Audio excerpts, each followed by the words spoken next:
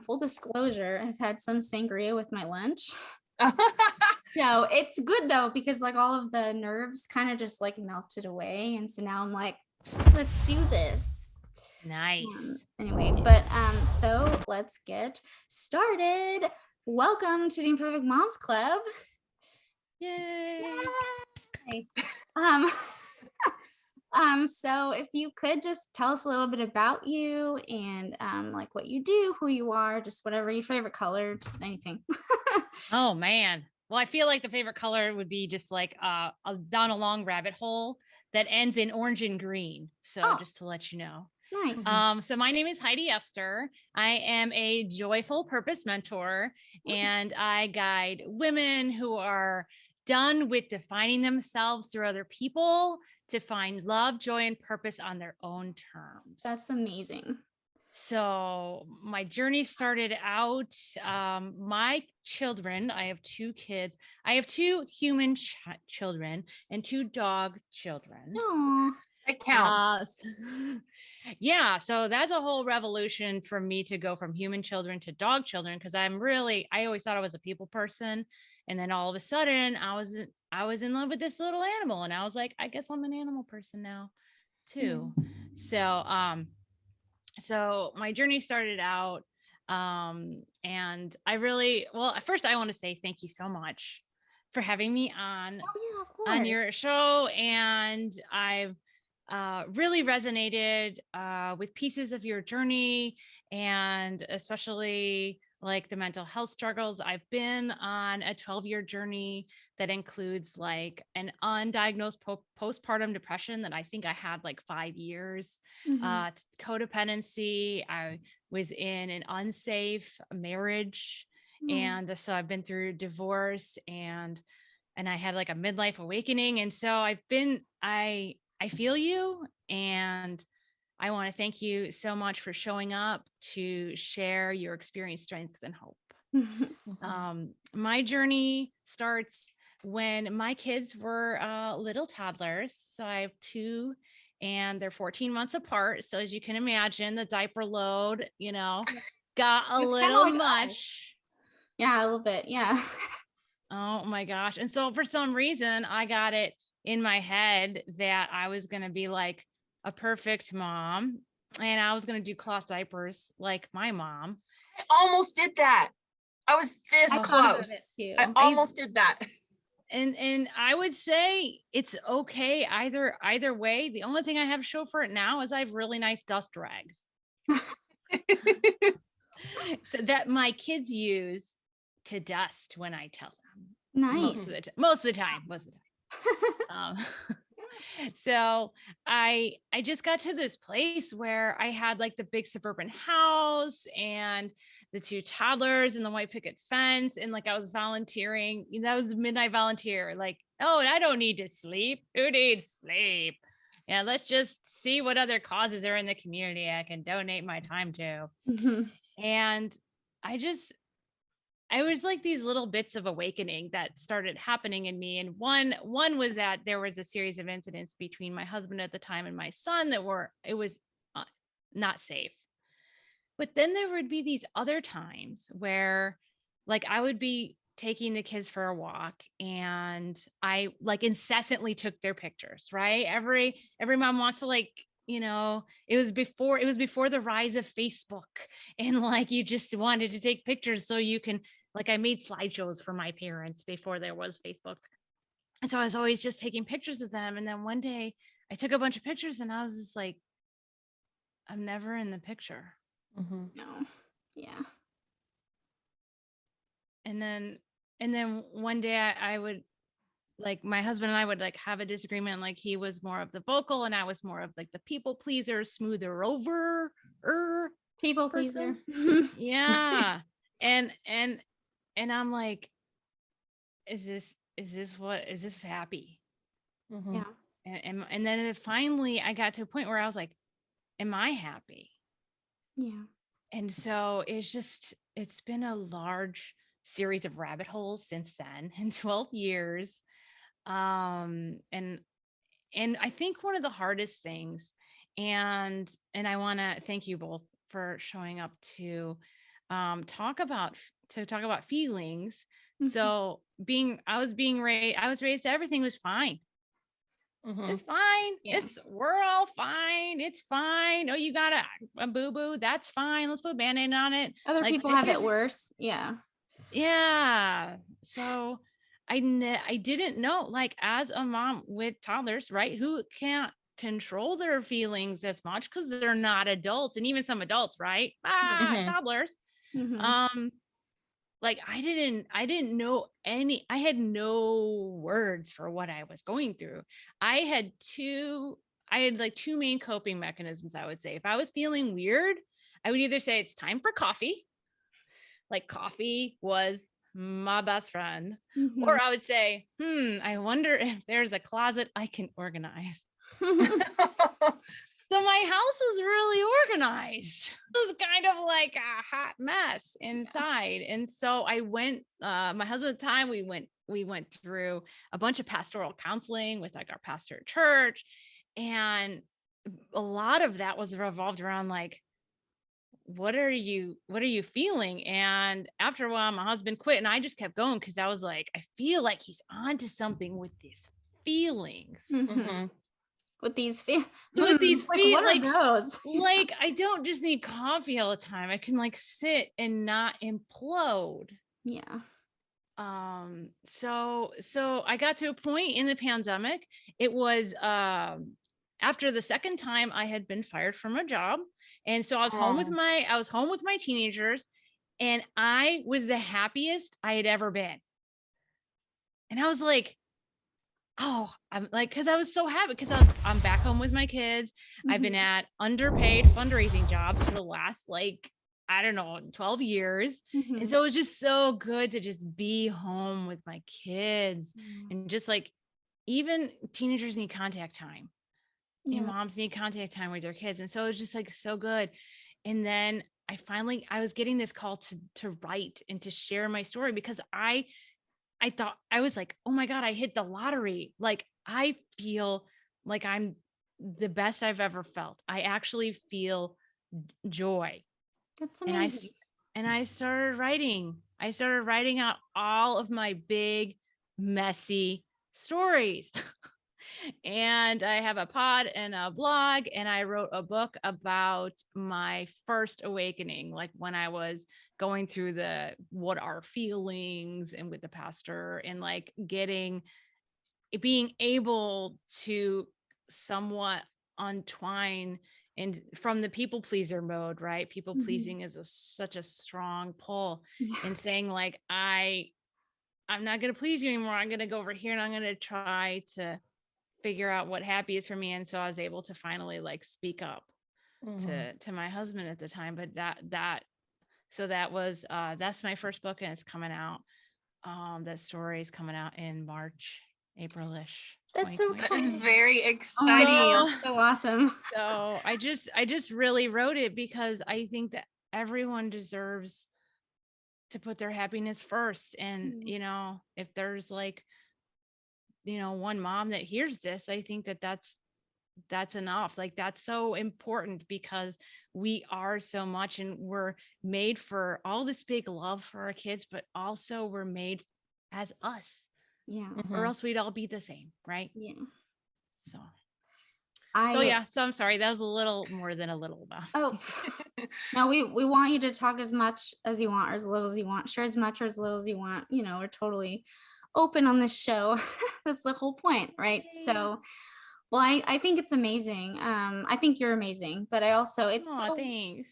so the one thing that I'll say about this pandemic that's like the one positive, right? Because like everything's like a excuse my language, but everything is just like a shitstorm, right? But like the one good thing is that like we're all kind of looking inward, and like a lot of us are starting to be like, wait, my mental health matters and stuff. Mhm. And also, like, isn't it so amazing when we can just realize that like we were kind of basing our happiness off of what society expected from us versus like what Mhm. we actually so there's this moment, and it's such a beautiful moment Mm. that people have when they're finally like, wait, I don't have to be a career woman. I don't have to do everything. I can be happy just with my children. Right. Like I can just be, I mean, I'll have moments where I'm at home and like I'm just sitting there, and Lily is my daughter, Lily, my 2.5-year-old. She's just playing in a room and I'm just like so happy. But like society tries to make me think that I shouldn't be happy with just that.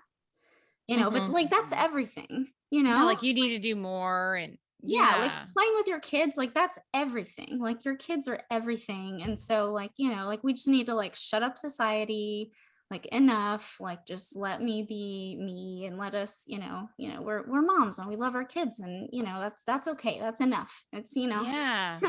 Oh, I love that. And I think that it's so important that we're giving us this space to like listen, and we're all evolving, right? So like right now you're just like loving on your kids and having that connective time. And it might be a space where you're like nurturing yourself for like whatever that next step is. Right. So that you're just, you're feeding yourself. Like every morning I wake up and I ask myself, like, how am I going to take care of myself today? Like, I know I have kids, and, teenagers get crazy times, just like toddlers. They always need snacks and stuff, except for later in the day. But it's just like how every morning I get up and like before the whole bum rush of the day is like, I was like, all right, I'm going to meditate and I'm going to get quiet because I need to know how I can take care of myself today. And like, what's going to fill my cup, and just putting all of those voices aside. I read this book and I found this one word and I thought it was such a strong word to describe. So I've been on a journey, I would say, from self-loathing and self-hate to believing in myself, like a full circle journey.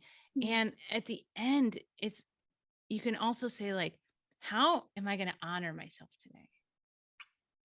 And like, what can I do to honor my soul, and like honor how I show up? Like some days, like I wake up and I'm like, oh my God, I'm like the crankiest person, and I'm gonna like, I'm gonna like, I don't want anyone to talk to me because I don't want stuff to come out of my mouth that shouldn't. So it's just like, I'm like, all right, how can I take care of myself today when I'm cranky or when I'm sick? And when I wake up and I'm like, wow, I feel like, $1 million, or, so it's just like every day we got to meet ourselves like we meet our littles, right? We're so in tuned. It's like we have such a finely tuned momdar, right? And in your classroom, right? So finely tuned. And it's like we already have these superpowers. So why can't we just turn them, we got to learn to tune them into ourselves. Like, just change the dial a little bit and then we're right there. Yeah. That really resonates with me. I'm not good at like figuring out what I need. I'm trying to. So like I'm, in therapy and stuff, like I'm working on doing more self-care. It's hard to find the time in the day. And like I say that, but like I'm aware now that was just like, that's an excuse that I tell myself, because like there is enough time. It's just I am not prioritizing it.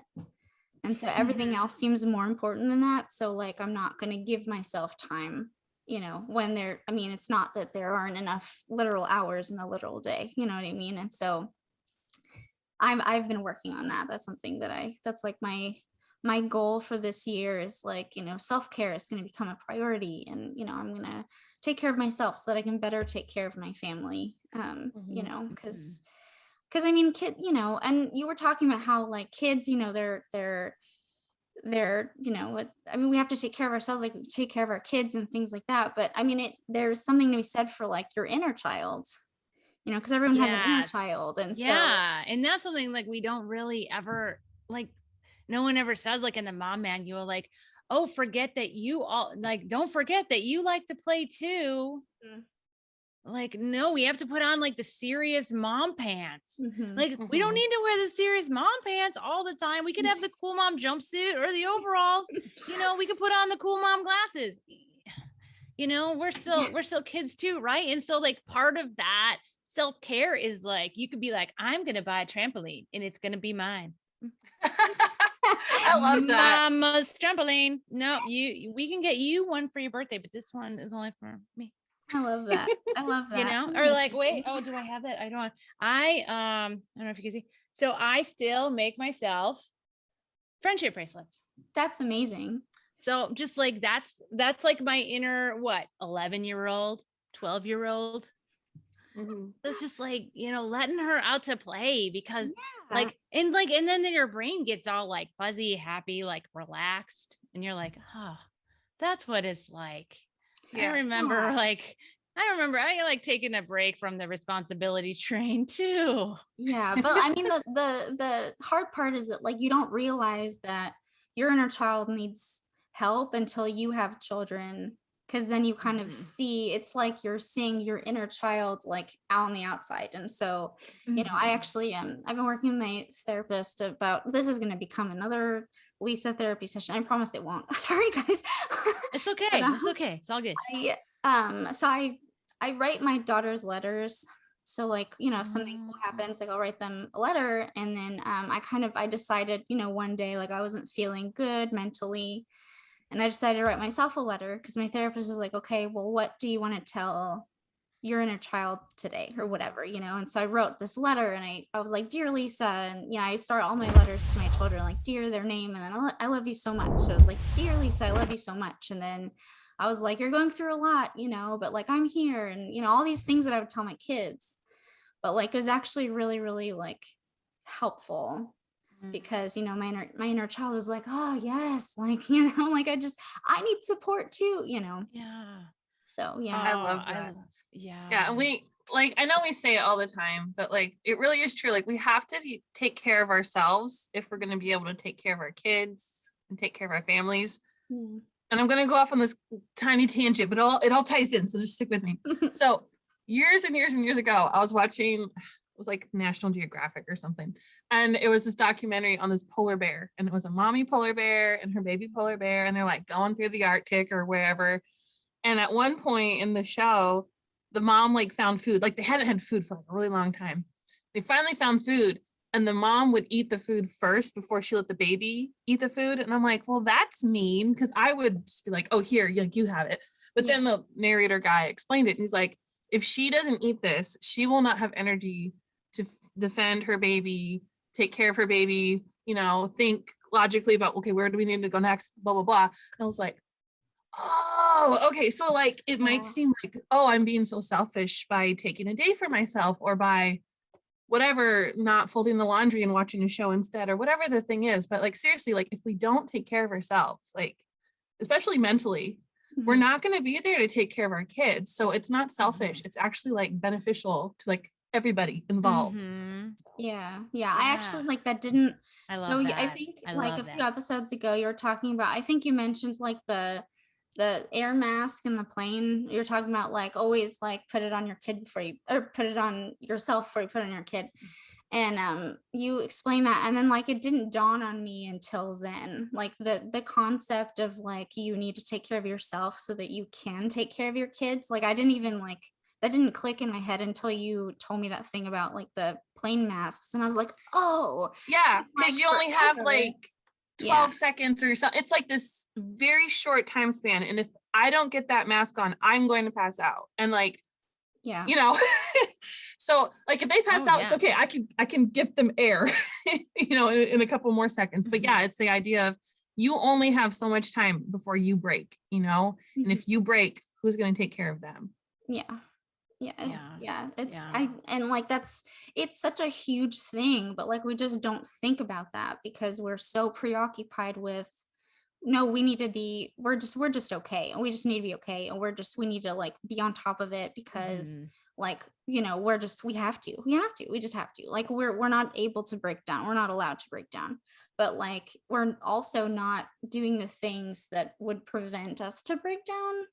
So it's like weird, I don't know. Anyway. That totally reminds me, my during my pastoral care sessions, he would always greet me with this question, and he would like, how have you been? Have you been a human being or a human doing? Oh. And then that really made me reflect, like, right, am I just getting everything done and all the lists done and taking care of all the people? Or am I like trying to be with myself and like take care of myself? Like, where's that balance? And until I went through this journey, I didn't realize that you have to, because I was always like, well, I don't know what I want to do for my life, but it doesn't matter because, I'm taking care of my kids and that's like the most important thing. But when I got to this point of like, I kind of begrudgingly first started taking care of myself because I was like, oh, it's like a trendy thing and everyone's doing it. So I'm just gonna like try to take care of myself, and like I'll do yoga and I'll eat avocados like twice a week or something. Like that's kind of where it started. And I was like, even with yoga, I was like, oh, I don't know what, because I'm like the least flexible person on the planet. Just a little note. Still doing yoga though, and eating avocados. And after I got to this point where I'm like, oh, I would start journaling and write down my feelings. And that felt really good. Like getting them out versus keeping them in and doing the coffee and closets routine. So, and then after that, I got to this point where I felt so good about myself. Like then I prioritized. And I didn't even know I was like doing this at the time, but like, and then I was like, oh my God, I treating myself like I'm a friend, like I'm my own friend now.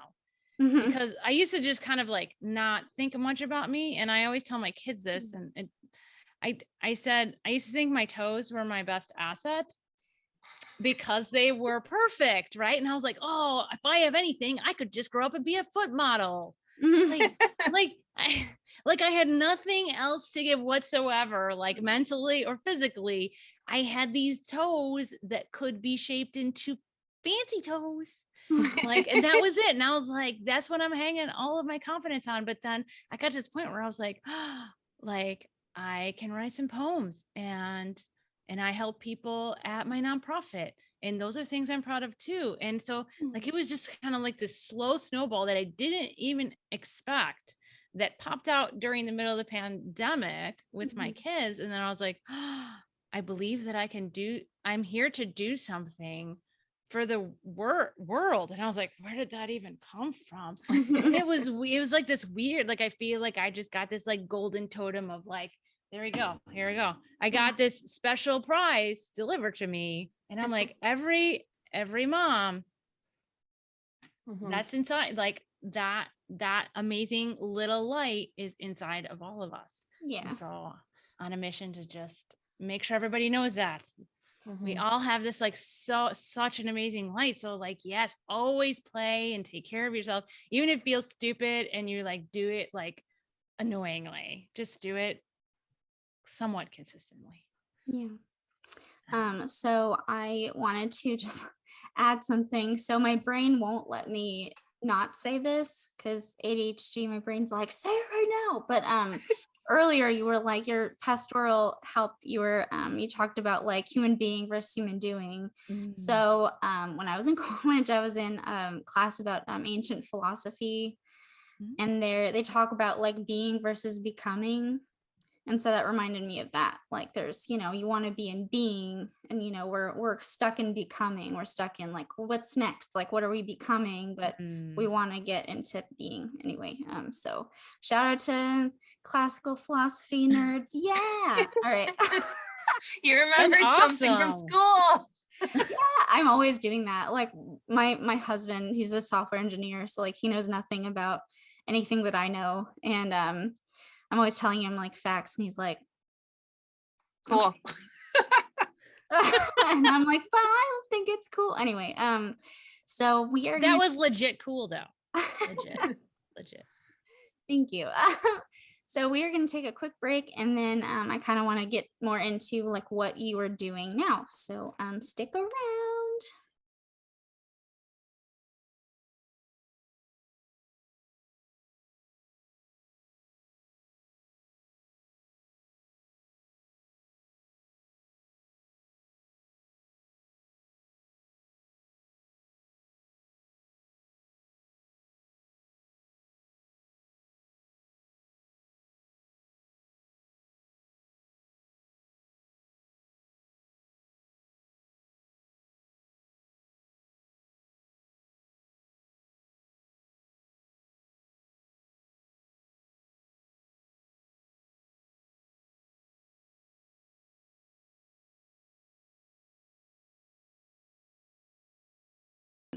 welcome back from the break. Now we are going to talk to Heidi more about what she's doing now and how she, is using her experience and all these things. So take it away and tell us how amazing you are.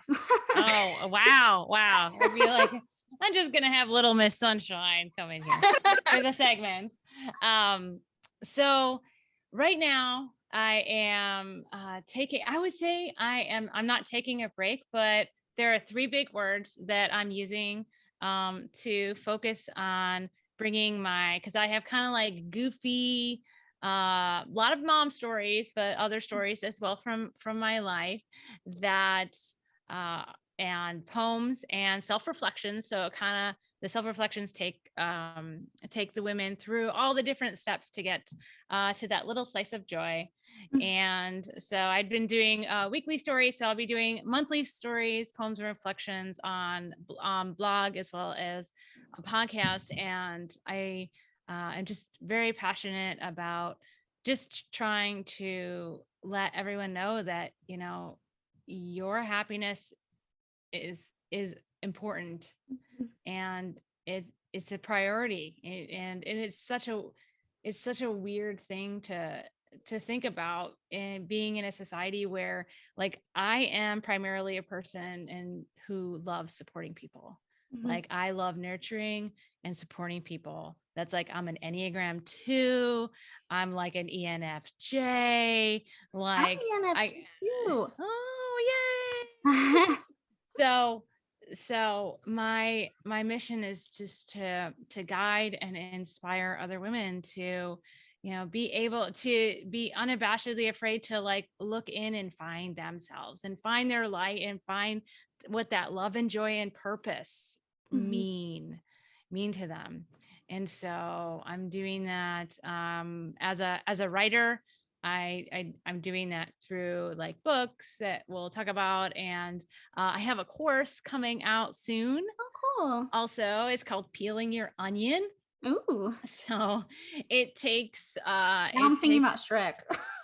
I know that was the inspiration of that exercise, was just like, kind of getting to the inner onion. And I really think that at one point I looked at myself, and I had this yoga teacher who was like, all right, peel through the layers of you that relate to everybody else. So I was like, I'd peel off my mom layer, my fundraising layer, and my wife layer, my volunteering layer, like the cook cleaner layer. And then I'd be like, I don't know what other layers there are. And so I kind of felt like an onion with no inside. Yeah, I actually, that resonates a lot with me too. Yeah. And there's a fear, I feel like, too, like, I'm kind of like scared. I'm like, if I peel off all these layers, like, what if there's nothing there? Like, what if I don't find anything? And so, I mean, that's my anxiety talking. I don't know if it's the same for you, but that, I mean, for me, there, Oh, yeah. what I feel when I think about that is like fear that there isn't anything, and fear that I'm doing all this work and then I'm going to find out there's like nothing there, and that I did, but I mean, that's crazy. Like, there's something in there. It's just, there is you'll it's have just a little onion yeah. that's like waiting to be discovered. It's just like we're all taught, right, in the pandemic, right before the pandemic, we're all looking outward, right? And so we're growing our outer layers really, really well. But the pandemic, like, it made us look inside. And so all it takes, I should say this, but because it took me like decades, kind of a process to look within, and one of the things that it requires, and I realized at the beginning of my journey, I was alone. So I didn't have any, like, real besties. And so I ended up, as part of this process, like, I found support. Like, I had the pastor who, like, asked me weird questions that I'd never been asked, and, like, about feelings. And then I found a friend who just, like, accepted me as I was, even though I felt like I was a hot mess every day. And she was like this, like, actual, like, real life size Barbie doll. And then I found someone, I call her like the joy opener. So someone who could hold my hand and walk me through the door of what life could be like on the other side of taking that brave step. And so, like, part of the process of what I want to walk with you and other women through is just like this process of finding support, of understanding feelings, and being brave. And I call one of my exercises but first friends. And so it's kind of like about mindset, like just making sure like that we always have like patience, curiosity, and like we bring our courage and compassion and consistency. Like we bring these things to bear on ourselves, because I don't know about you guys, but like I was always so hard on myself, and I would give up quickly because it wasn't perfect. And then I'll get mad at myself and I'll be like, this sucks and this is stupid and I'm done. And so by bringing, like, always thinking about like, all right, I need to be patient with myself. This is a life journey, right? We're all complex, like crazy beings here. And so by bringing that mindset with that support and like starting to understand feelings, like I have a whole process that with that support and everything, that you can go on a journey to peel your onion and just find different facets. And yeah, it is kind of like an inner child journey. It's like finding that inner play and finding that fulfillment and that joy inside that I think is just so important. We all have it. So, and it doesn't just get turned off or taken away because we got all these mama's responsibilities going on. You know, if anything, like all of our mama stuff is curating us for this moment so that we have more to bring to the table, because we're so much more people because of our experience being moms. Yeah, I definitely learned like way more about myself after becoming a mom than before. You know, I was discovering things about myself and I was like, wait, like what? Like I didn't know that, you know, I'm actually cool. Like I didn't think, you know, like what? Like I was always just like some person that was just like going through the motions and like doing what everyone else is doing. And then, you know, I had a kid and then all of a sudden I had my own thoughts and my own feelings, and you know, I knew how I wanted to raise my kids, you know. And then I was like, man, I should have been living like this forever. This should have been how I, you know, was raising myself. But you know, I mean, better late than never, I guess. Yeah, everything at its own time, right? You know, everything always happens at its own good time. Yeah, everything happens for a reason too, right? Like, you know, like you were saying, like we didn't discover this until we became parents. So we had to become parents to discover this. So like we became parents for, you know, I mean, I don't know. It's just my brain is doing its thing again, but I saw in my head this like painting of like you kind of like walking with like a little kid like holding their hand, and like there's like a sunset or sunrise or something, and you're like leading someone's inner child, and like should be like, I don't know, sorry, I think in pictures and I love that though, because it's like a lot of people tell me that like I'm completely non-judgmental and I'm direct and honest, and I've been in, I don't know if you guys know what CODA is. Do you know what CODA? Actually, my therapist told me to join CODA. My therapist was like, you should go to a CODA meeting. It's Codependence Anonymous, Brittany. Oh, okay. Yeah. So I'm 8.5 years in CODA. Oh, so nice. I'm on my way. And that is, it's like this structure that's completely anonymous, which is nice. And it's on Zoom now because pandemic. But it really helps you like connect. It really helped me connect with me and not give myself crap about taking time for myself. And the thing that I love and about it is you can say whatever you need to say and nobody can like comment about it or respond to you, and it's completely safe. And that's the way that I walk in the world, is like, you know, I think we would all do best to live in a world where we all held each other. Yeah.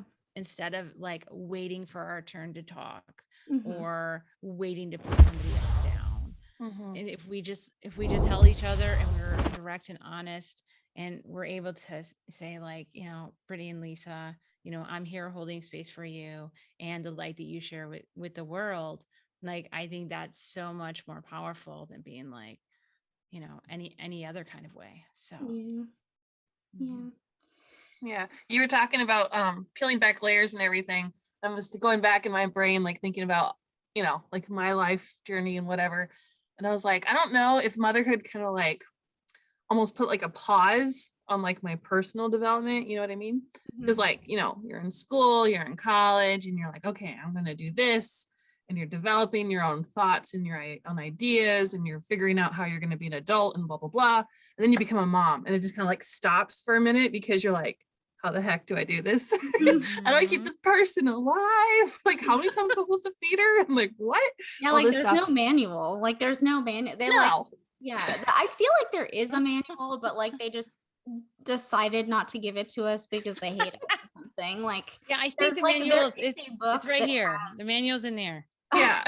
right? Yeah. That's all we got. I feel like.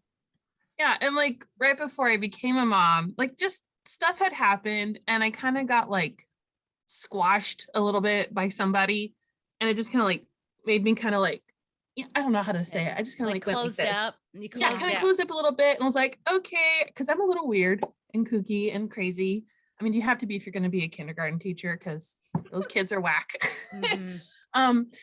Yeah, and so I just kind of like stopped, and then became a mom, and that took up a lot of my time, obviously. And then just kind of recently, I've been being like, okay, I can still do this mom thing and still be me, and I'm going to start opening up a little bit more, and I'm going to start like doing the things that I like and wearing the clothes that I like. And like, you know what? This is kooky and weird, and no one else would wear a cow print skirt with pom-poms on the bottom, but I'm going to wear it because it makes me happy. and it's And gonna like, look great on you. Yeah, you go. I want to see picture now.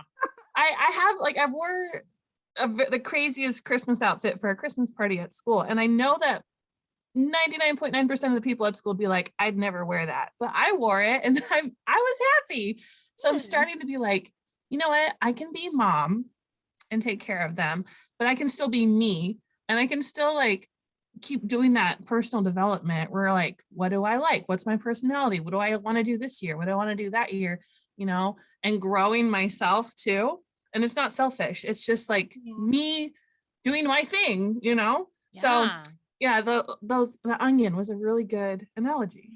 Oh, I love that for you. thanks. I love that you're, I love that we're all like just like discovering stuff. And like you said that word selfish. Like I feel like that word is a word that like we use a lot when we like talk to ourselves. Like our inner monologue is very like, you're being selfish because you whatever, but that's such a shaming word. Since I started seeing my therapist more regularly, like I've become kind of like shame police. That's good. That's good. I'll literally like I commented on somebody's post on like this group I'm in on Facebook, and I was like, that was really shaming. And then I was like, oh, I shouldn't have done that. But then like I screenshot it and sent it to my therapist, and I was like, I guess I'm the shame police now. And she was like, that's awesome. Because like, I don't know. We need to stop shaming ourselves. And I know how hard that is. But it's just, it's gotta happen. We gotta stop doing it.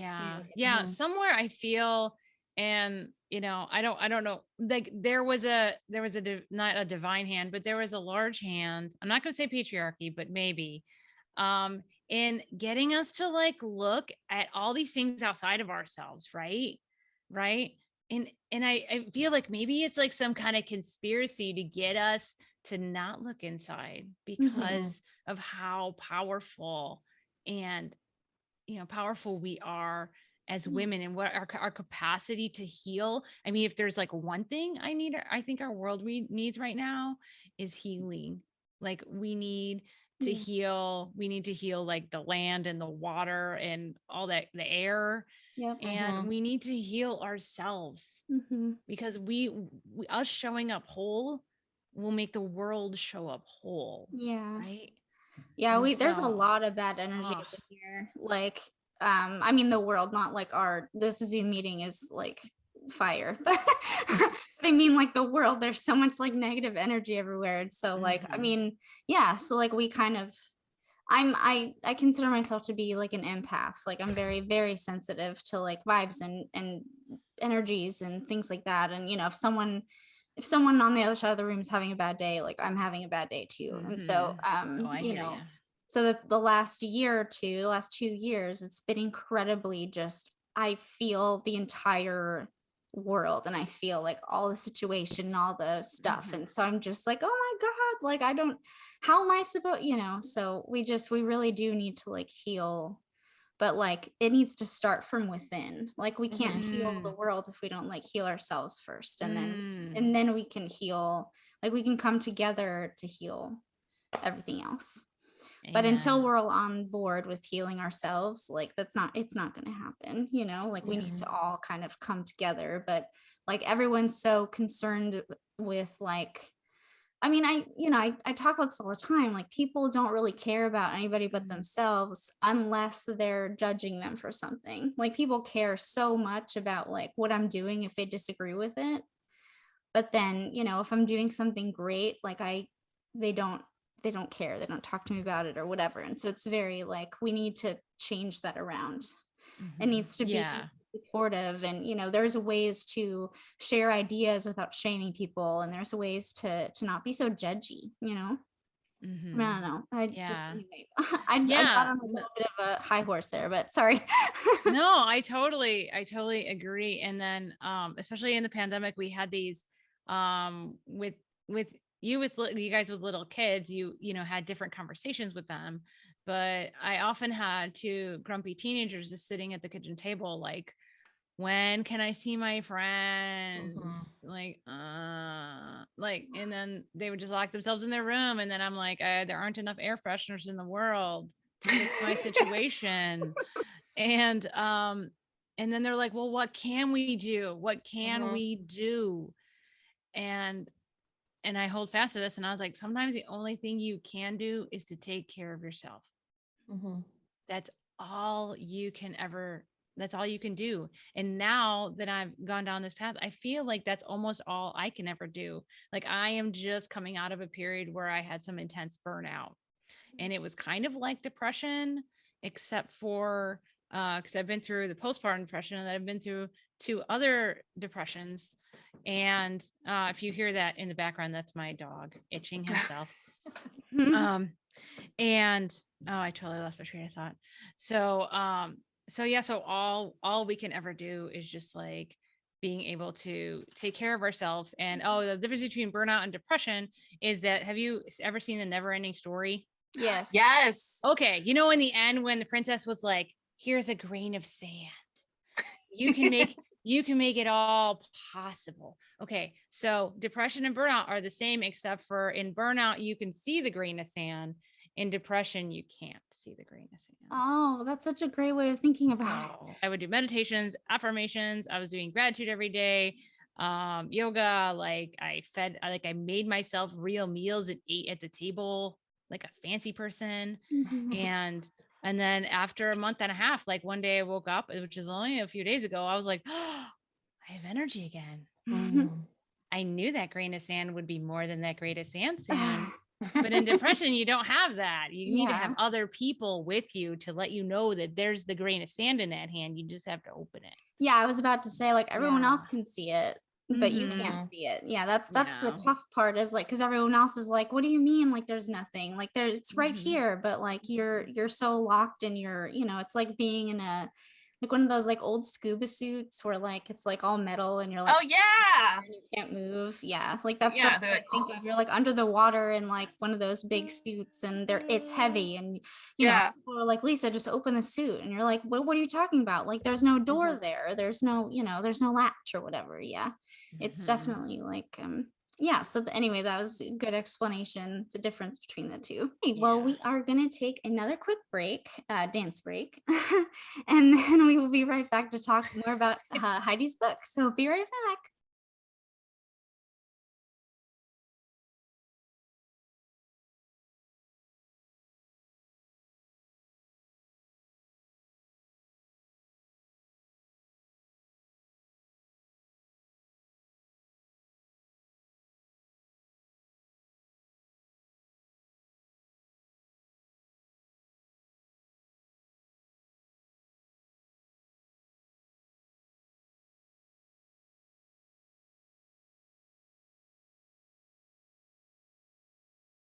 Side note, my dog looks exactly like the flying dog thing from Never. And then No way. Does. I didn't. Yeah, think I'll have to show you a picture later. Falcor, right? Yeah, he's kind of ugly, but and then I couldn't quite place it, and someone's like, "Oh, it's Never Ending Story Dog," and I'm like, "Oh, that's it!" Yay! Oh, we are back for our last segment. So Heidi is going to tell us all about her book coming out, where we can I am find so it, excited. what it's about. Oh my God, I'm so excited. So it's called For Crying Out Loud. And yeah, it's meant to be literal and figurative. And it's a short, punchy memoir around a difficult time in my life that I went through with my two little toddlers. And I was finally able, this people pleaser was finally able to speak up for her own joy. Oh, wow. So it will be published in March of this year. And if you would like to get on the list, you can, to get information and all my weekly encouraging messages and goopy stories, you can go to HeidiEsther.com and you'll get all the info. I'm also at Facebook.com/Heidi Esther author. And in addition to the book, I have a workbook that outlines the crazy journey I went on to get from that place of feeling invisible and feeling unsafe to feeling empowered and joyful. And that's called Peeling Your Onion. And that will, I'm going to be doing a live mentoring group with it this spring also. And the workbook will be published soon after the book. That's amazing. That's so cool. And just for our listeners, I'll have all the links will be in our show notes. I had a couple questions about your book. So what, I guess, well, I mean, we've been talking about this whole time, but I guess your inspiration for like starting to write your book, like what made you actually like put pen to paper and like, was there like a moment, or was it just something you'd been thinking about doing? I think I'd been blogging for a few months, and one day I kind of woke up and I was like, you know what? All of my stories are kind of like from the present. And I'm like, I'm not telling stories like how it began, like when, pardon my French, when the shit storm started. And like, wouldn't that be a good idea to start there? And so the next day in my box, I kid you not, there was an email saying, do you want to write a short book? If so, join my course. And I was like, yes, this person, I'm a fundraiser. So I've been writing a lot of like fundraising, marketing kind of things. But I went to school in engineering. So like, I got a lot of random skills, but I'm like, I could use some freshening up on dialogues and ellipses and commas and all that kind of stuff. So, so I started writing, but mostly I just want people to know that, like, you know, if you've been in a similar place, it can get better. There's infinite hope and joy waiting for you. Yeah. So that's why we're going to do this one more time. I like this name though. Like, this is, here we go. Wait, not that. Hold on. I really do feel like God right now. Sorry if it's blasphemous. I apologize. If I cut out She's again, lifting you up. She's lifting you up. Just keep going. I yelled at my husband upstairs. I'm like, are you on the internet? Yeah. One of the reasons why I really want to write a book, and I've started, but haven't finished, is because after I'm gone, like that's something very tangible that my kids can have. Like, there's one of them right here. Her arm just showed up. But this is Molly. You say hi. Hi. No, okay. But yeah, it's something tangible I can leave behind for them. And yeah, also it's just kind of cool to be like, I'm an author. It's definitely a conversation starter. So what? Yeah, it's like a nice business card, right? Like, yeah. Oh, here's my book instead of my business card. Yeah, it's funny though, because like I wanna write a book too and stuff, but I'm also really terrible at like self-promotion. Like I hate talking about myself. Like unless it's like mental health related, like I'll talk about myself, like my mental health issues, if it's going to help someone else. But like as far as like telling people with the podcast, for example, like we'd probably have like a little bit of a bigger audience if I like talked about it. But I don't know. I don't know why I'm so like, it's such a cool thing. And I love the show, but like, as far as like, I don't just bring it up. Like, I'm not like, oh yeah, I started a podcast. Like, look at me, like I'm very proud of it, but I don't know. So it's like, if someone else brings it up, then I'll talk about it. But, yeah, so I don't know. But I also wanted to ask you, so what is the I guess what's the main message of your book, and what do you want like people to take away from it? Well, I want everyone to know that they're not alone, and I want everyone to know that they deserve joy. Those are my messages. Simple and so wonderful. Yeah, everything I do is kind of crafted around that message of just creating like a supportive community and letting you know that you're worth finding that happiness. You're worth finding that joy. Like, if that's the one thing I could scream from the mountaintops, that would be it. Yeah. And I would say like, I used to never like talk about myself much. I was in a fundraiser, so I'm very comfortable talking about other people's causes. But once I found that piece of me that could help other people, I'm like, all right, I'm doing this because I want to help people, because I'm a nurturing soul. Yeah. And you both are clearly nurturing souls. And so this podcast is just one way, maybe not maybe it's not exactly how you need it to be right now, but if it gets tweaked a little bit or refocused a little bit, you're going to be like, wanting to shout from the mountaintops, because it's going to help fill so many souls. It's going to just be that light for that one person who needs you. Yeah, I always I picture like a woman sitting in a car and she's like crying, and like she plays one of our episodes and she's just like crying and listening to us talk about like how yeah, we're having rough days too, and it's rough for us too, and and she doesn't like she's alone in her car, but she suddenly doesn't feel alone anymore, because because that was a huge thing for me when I was going through my postpartum depression. Is I was like, I thought I was the only one. I'm not, but I thought I did. And then just being able to hear other stories of other women who are going through the same thing, it didn't take the pain away. Like, I wasn't like, oh, I'm fine now, but it really did help me feel better, being like, oh, okay, I'm not the only one. Like, there's other people who feel the way that I feel. And just knowing that, it made me feel better. We're definitely like getting better about, there's still such a big stigma around mental health. I feel like the pandemic definitely brought mental health to the forefront a little more, but we still got a ways to go. People, like, I'm surprised in 2022, we're in 2022 now, guys, like crazy, but people still don't talk much about postpartum depression, and they don't talk about anxiety, and they don't talk about how, sometimes it's really, really hard to get out of bed in the morning. And, sometimes you don't want to do the things that you need to do. And sometimes you don't find joy in the things that other people think you should find joy in. And, and there's nothing wrong with that. And we need to like you said a few times, Heidi, we need to like come together. I really liked that, like the idea of us, like everyone just holding hands. Like I joke about this, but it's funny when I say it, but like I wish we could all just like hold hands and sing Kumbaya, like we all just need to we need like a long hug.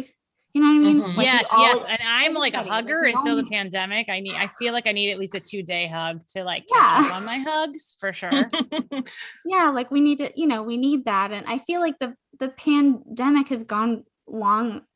It's been so long now that people are like forgetting how great contact is and how great human contact is, and like real genuine human contact. And we've forgotten how to connect and stuff. And so like, I really hope that this ends soon, because we need to get back to that. There needs to be more connection in the world. I feel like that's one of the big problems with the world right now, is that we're just losing connections with the world, with each other, with everything. And we can't get to that place where we can even hold hands unless we feel whole, right? or else we're looking for something out of other people that we can only give ourselves. So we want to come to that place full. We want to come to that place with our oxygen masks on, so that we can say, all right, I'm here. 100% of me is here and I'm ready. Yeah, I'm ready to give. That was like full circle. That was so good. Yeah. Well, thank you, Heidi, for coming on the show. This is wonderful. And I think what you're doing is wonderful. And I can't wait to check out your book and your workbook. And I'm definitely going to read it because I think I love hearing stories and reading about other people's stories and relating to other people. It's like my favorite. So So let us know one more time, where can we find you? Like, we're going to have all your links and stuff, but for anyone listening, where can we find your podcast and your blog and all that good stuff? So all of my stuff is, my home is at HeidiEsther.com. That's ESTHER. And all the other links you can find from there. Yay. And my podcast is called My Joyfully Ever After podcast. And that's where all podcasts are found. So all the usual channel suspects. Nice. All right. Well, I will be subscribing to that in like short order. All right. Well, thank you so much. And I hope you have a really good rest of your day. Thanks. Bye. You too. Thanks so much. Little dance.